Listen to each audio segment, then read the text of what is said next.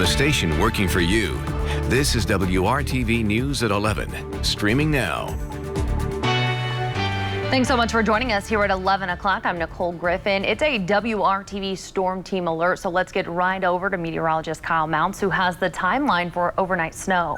Yeah, Nicole, we're going to continue to see that precipitation increase in coverage for us tonight. So far, still just cloudy skies, a little mist here and there in the downtown area. We're at 34, so we are just a little bit above freezing, although it feels like 28 for you. We look at the satellite and radar, we start to see a little bit of some light green, some light rain returns here just north of I-70 between Muncie and the Richmond area. And there you can see a little more in the way of some snow showers developing in Illinois and the extreme western portion of the state. Here's a check of TrueCast as we get to 2 o'clock in the morning, and you can see those snow showers. We could have some bursts of moderate snow at times through early tomorrow morning. By 7:30 in the morning, it's really across the northwestern portion of the state, not expecting to see much off to the south and east. And you can see the latest on snow potential, probably a ½ inch or less for the city, but we could see some areas northwest and about 1 inch to 2 inches of snow. Those temperatures, though, should help us out on the roads tomorrow morning, Nicole, with temperatures right around the freezing mark. All right, Kyle, thank you. New at 11, a deadly shooting on the city's north side. We know the victim is a 72-year-old man. Metro Police found him dead inside a house in the 2200 block of North Alabama Street just after 7 o'clock tonight. There is no motive or suspect information at this time, and police have not released the victim's name. It has been just over a month since a K-9 officer in Bartholomew County was killed in the line of duty, and now a community member is stepping up to help the department purchase a new K-9. K-9 Diesel was chasing a domestic battery suspect in November and was later found dead along Interstate 65. Janet Buchanan helped buy the department's K-9 officer Jerry, and now she is helping purchase another K-9 to fill Diesel's spot. Deputy Major Chris Lane says without Janet's donation, they would not have their K-9 program.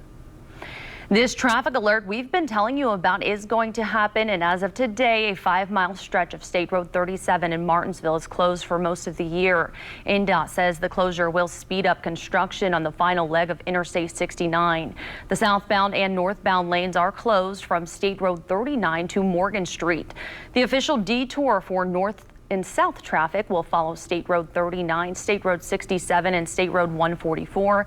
INDOT says people traveling long distances should avoid the construction and use alternative routes, including Interstate 65, State Road 135, and Interstate 70. Now to the latest COVID-19 numbers from the State Department of Health. Another 5,429 Hoosiers have been diagnosed with the virus. 39 more Hoosiers have died, bringing the total number of deaths to 8,055. Since March, more than 523,000 Hoosiers have tested positive for COVID-19, and more than 5.7 million tests have been administered in Indiana. The U.S. is closing in on a grim milestone, nearly 350,000 lives lost to COVID-19. The Trump administration had set the goal to vaccinate 20 million people before the start of the new year, but rollout of the vaccines has been slow, and while some Americans are still apprehensive about getting vaccinated, others are lining up. Here's ABC's Christine Sloan with the details. The coronavirus pandemic continuing to ravage the United States into the new year. For 31 consecutive days, more than 100,000 Americans have been hospitalized with the virus. The number of cases doubling to 20 million in just 8 weeks. Officials in North Carolina building a field hospital to help handle a surge in cases. Central Massachusetts seeing a 60% increase in hospitalizations since Thanksgiving. Just over the past 3 days, we've surpassed the number of patients in the hospital that we saw in the spring. California's healthcare system buckling, many hospitals at or nearing capacity, ambulances waiting hours to offload patients. Los Angeles County is arguably the nation's current epicenter of the pandemic. Officials there shutting down at least 5 big New Year's parties. We're not asking people to forego getting together with people for the rest of their lives. We're asking people to forego it for the next few weeks while we ramp up our vaccination. Nationwide, only about 4.2 million Americans have been vaccinated so far, falling short of the Trump administration's goal of 20 million by the new year. 4 states have still not yet vaccinated 0.5% of their populations. In Knox County, Ohio, half the health department and 60% of EMS workers opted to forego vaccination for now. We're not going to make them, but we just, wish that they had a higher compliance. But many are eager for those shots. Houston's mayor visited the city's first public vaccination clinic, which planned on distributing 750 shots. They got 250,000 calls. Eventually, we will need to go to some mega sites, some mass distribution sites. In Florida, senior citizens are waiting in line for hours. Christine Sloan, ABC News, New York. Christine, thank you. And as we begin the new year with Christmas and New Year's Eve now behind us, healthcare workers are preparing for another potential surge in COVID-19 cases. I talked with the Director of Infection Prevention, Kristen Kelly at IU Health, about her message for Hoosiers heading into 2021. She says despite the hardships and challenges we've faced since the pandemic began, there are signs of hope. There are a lot of things to celebrate. We have done over 5 million COVID tests performed since February in the state of Indiana alone, with a population of 6.7 million Hoosiers. Over 75,000 people have gotten their first dose of this vaccine. It is a preventative treatment that helps to give you immunity to COVID-19.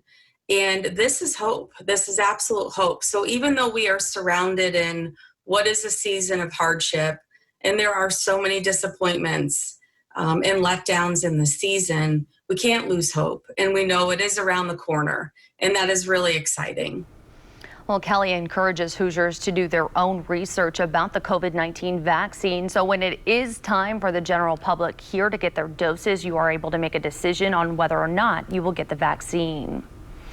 Every year, getting in shape and joining a gym are among the top goals people have for their resolutions. And as the pandemic continues, those in the fitness world are adjusting to keep their members safe. WRTV's Troy Washington shows us how trainers are still helping people get rid of weight they've gained during the pandemic. I feel like this is about to be the best year ever.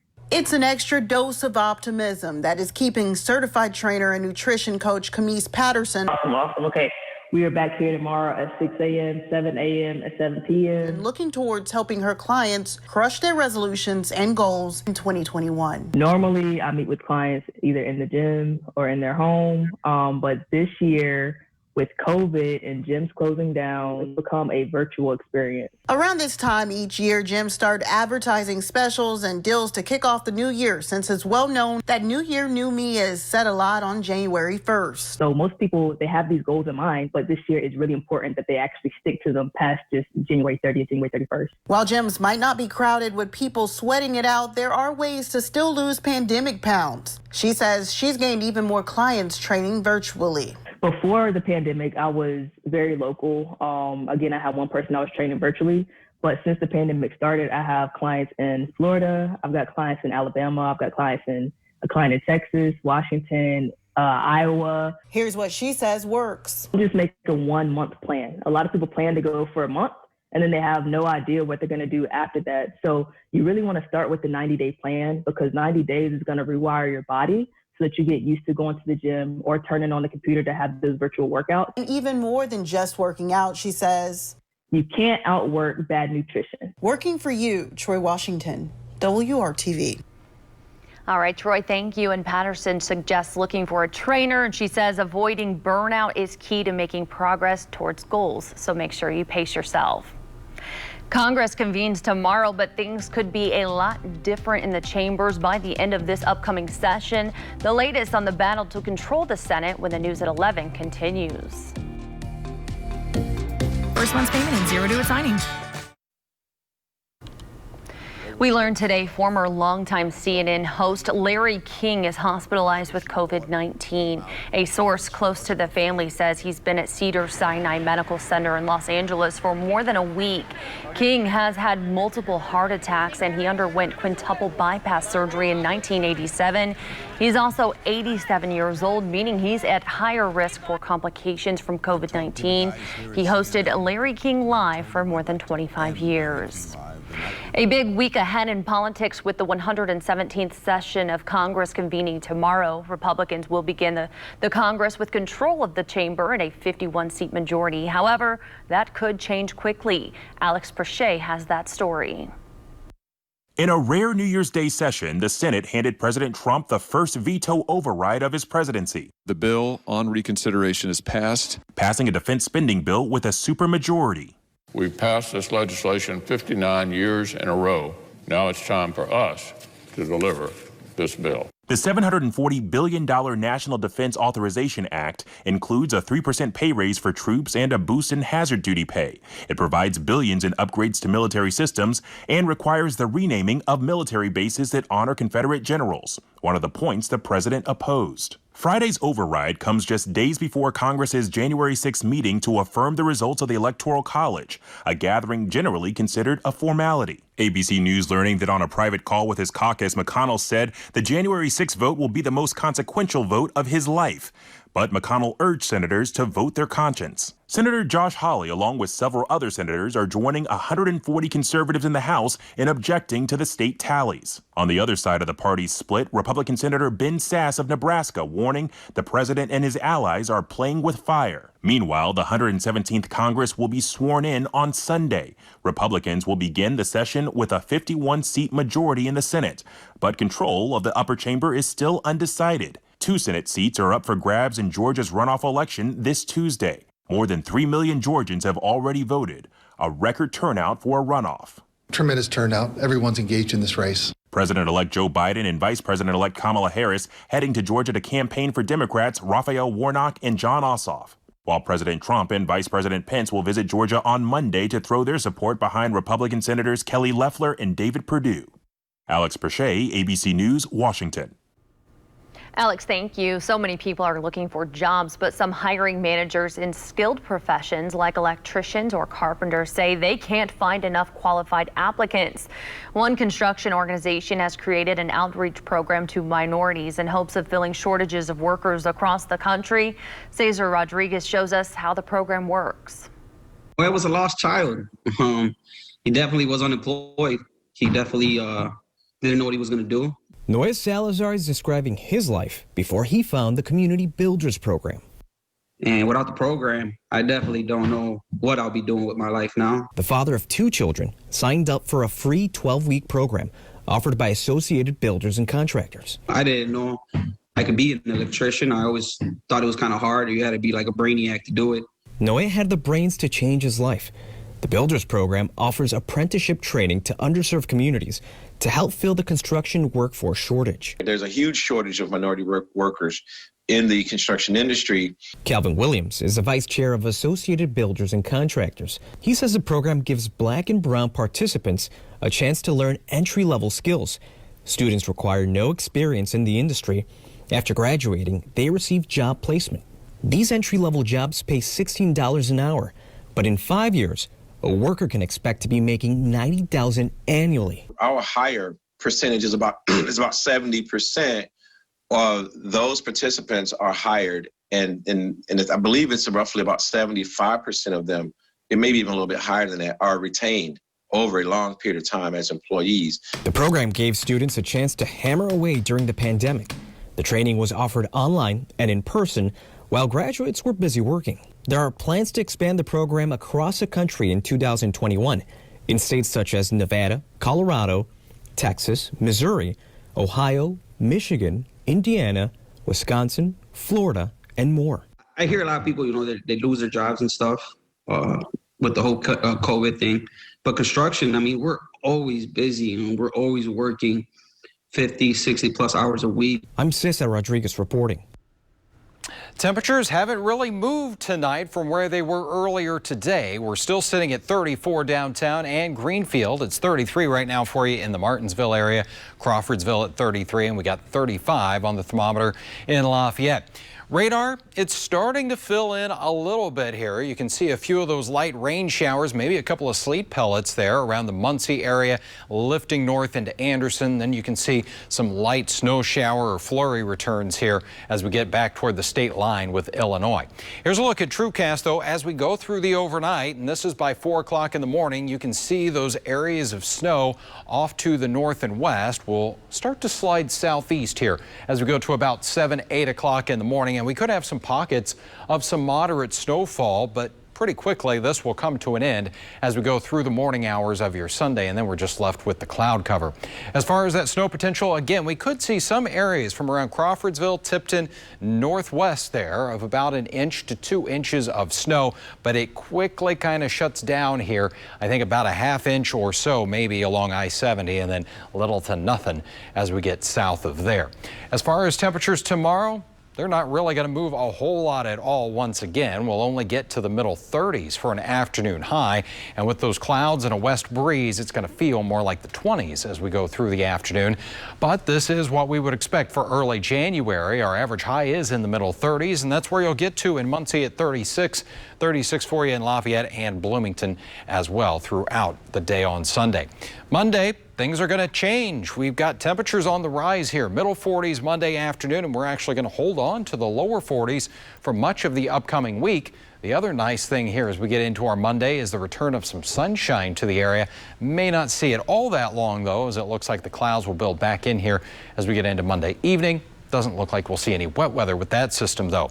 So once we get rid of the snow showers going into Sunday morning, things really kind of quieting down here, and again warming up a little bit with highs getting into the 40s there. Should feel fairly comfortable as we start off the new year. And just an isolated shower or wintry mix as we get into the day on Thursday. You'll notice as we get beyond that system and into Friday, Saturday, Nicole, temperatures do taper off a little bit. We're getting back highs into the 30s. All right, Kyle, thank you. Sunshine and 80 degrees, the formula for a great Saturday in January, but the IU football team wasn't able to entirely enjoy their winter trip to Florida. A recap of Saturday's loss in the Outback Bowl is next on the news at 11.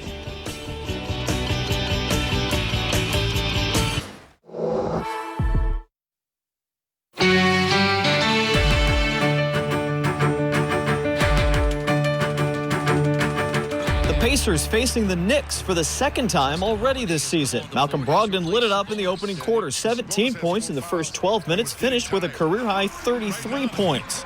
Game was tied going into the fourth quarter. The Pacers would get the edge at the start of it, but they went more than 4 minutes without a field goal, and the Knicks took over from there. 106-102 the final score. Pacers play in New Orleans on Monday night. And another good evening, everyone. Thanks for staying up with us tonight. Many that cheer for IU thought the Hoosiers football team deserved a game higher up the ladder than the Outback Bowl, but it's clear that the program still has at least another step to take to get up to that next level of success. 10,000 fans down in Tampa on Saturday. First big crowd they played in front of all season, many of those making the trip down from central Indiana. There's Jack Tuttle, IU sophomore quarterback, just his second start, struggling in the first half. Interception over the middle in the second quarter. IU was down 13-3 at the half. More troubles in the third. Watt Fillier fumbles one away. Ole Miss recovers that one. It was 20-6. Hoosiers down 2 touchdowns when they went to the fourth quarter. They flipped a switch of some sort, though, it felt like, and really got things going. Opening play of the fourth. Running back Stevie Scott in the Wildcat formation takes the direct snap in for the touchdown.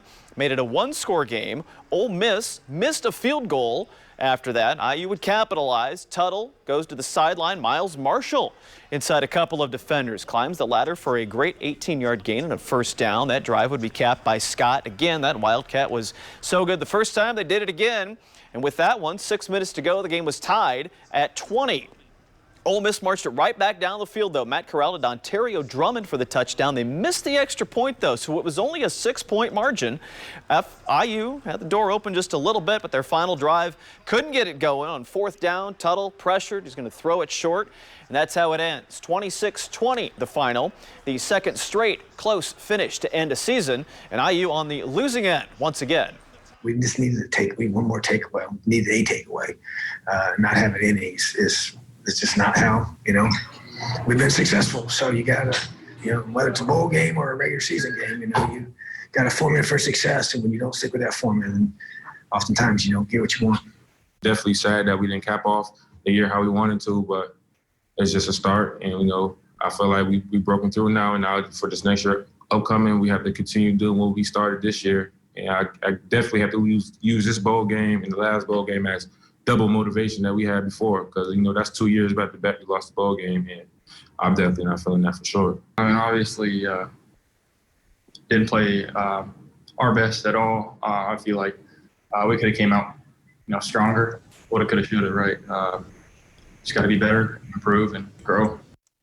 Some lessons to be learned indeed. Now, the seniors have been granted an extra year of eligibility by the NCAA because of the pandemic. Coach Allen said he expects to talk with his guys over the next couple of weeks to see who might be back for IU in 2021. Butler's Big East schedule took them to Seton Hall on Saturday. The Dogs jumped out to a 7-point lead early but could not make it stick. Down 12 in the second half, they tried to climb back in it. Miles Tate led Butler with a season-best 24 points. Freshman Chuck Harris also hit a couple of important threes to keep it close. He scored 11. BU got within 1, but the Pirates were able to put it away late. 68-60 the final. Butler drops to 1-3 in the conference. They're back home against Georgetown on Wednesday. Purdue had a wild ride in Illinois on Saturday, down 13 in the first half, answered with a 19-0 run to go up 6. Then Purdue watched that lead disappear over the final 12 minutes. Brandon Newman and Trevion Williams each scored 14, but Illinois had 4 in double figures, 66-58 when it was done. Boilermakers still winless on the road this season. They're home against Nebraska Tuesday. IUPUI lost at home to Cleveland State for the second straight game, 59-49 on Saturday. Marcus Burke led the Jags with 15 points. CSU improves to 6-0 in the Horizon League. I'll be back here tomorrow night at 11 with a recap of the Colts season finale. What about the playoffs? In or out? If the postseason is in their future, we will have that schedule for you as well. Hope to see you then. Nicole and Kyle will be back to wrap up tonight's edition of the News at 11 next. Ashley Home Store. This is home. A small business owner in Boone County is starting his year off giving back to firefighters that serve his community. Donnie Starwald is the owner of Earth and Turf Landscaping Company. The former Zionsville firefighter held an annual Christmas tree recycling event at his business today. People who dropped off their trees to be recycled into mulch were encouraged to make a donation to the Boone County Professional Firefighters Association. The organization has a fund that helps firefighters throughout the year that are in need of assistance. Firefighters will always lay their lives down for anyone, for any reason, for anything going on. Anytime that the 911's called, they're going to go out and they're going to do the best they can with anything they can. So it's important to me to give back to those guys. I just hope that 2021 brings everyone to be kinder. I think that's something that we kind of lost through the years, and 2020 kind of brought that back. So support local business, small businesses like this one, or the small restaurants. I mean, that's who we need to support to keep going, because it's not a corporation that's backing them. They're real people that are really struggling. The president of the Professional Firefighters Association in Boone County says this year several firefighters have been hospitalized and become critically ill with COVID-19. The money raised today goes into that fund that helps them in those situations when they need assistance financially. Kyle, I love that message. Be kind in 2021. Yeah, that is certainly a resolution we can all keep. Sad to see those trees, though. Christmas officially over. All right, as we check out radar, we've got a few light snow showers at this point. Areas northwest of Indy could see about 1 to 2 inches of snow by tomorrow morning, about a ½ inch in the city. All right, Kyle, thank you. And thank you so much for joining us. We'll see you back here tomorrow at 6 o'clock. Have a great night.